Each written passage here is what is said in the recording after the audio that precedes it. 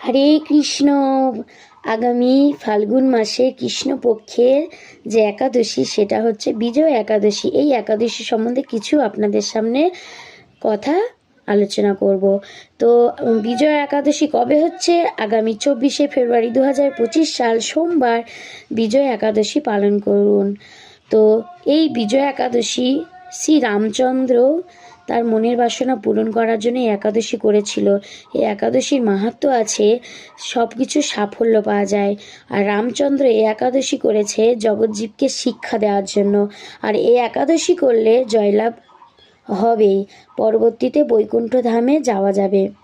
এই একাদশীর দিন ব্রহ্মমুহূর্তের সময় উঠুন, স্নান করুন, হরিকথা শ্রবণ করুন, পঠন করুন, পাঠন করুন, গীতা ভাগবত পড়ুন, আর রাধা মাধবকে সুগন্ধি দ্রব্য গন্ধ পুষ্প দিয়ে পুজো করুন।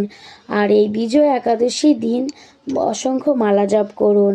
এই বিজয় একাদশী দিন আপনি মনের বাসনা পূরণ করার জন্য রাধা মাধবের পুজো করার জায়গায় আপনি সোনা বা তামা বা মাটির কোনো রূপো বা পাত্র রেখে পূজার জায়গায় স্থাপন করুন আম্রপল্লব দিয়ে, এবং যথাযোগ্যভাবে পুজো করুন। আর মনের বাসনা রাধা মাধবকে জানান।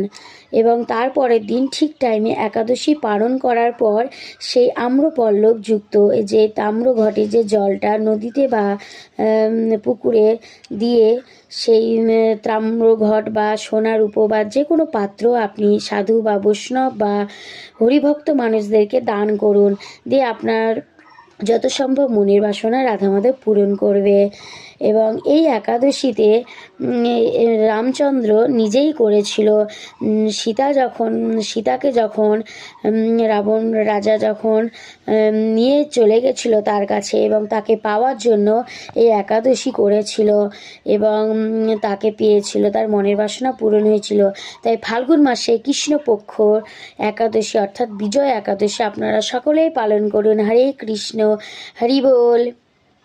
আর দান করুন, দ্বাদশীর দিন পালন করার পর দান করুন, দক্ষিণা সমেত দান করুন, বৈষ্ণব বা হরিভক্ত মানুষদেরকে বা সাধুদেরকে দান করুন। দিয়ে আপনার মনের বাসনা পূরণ হবে।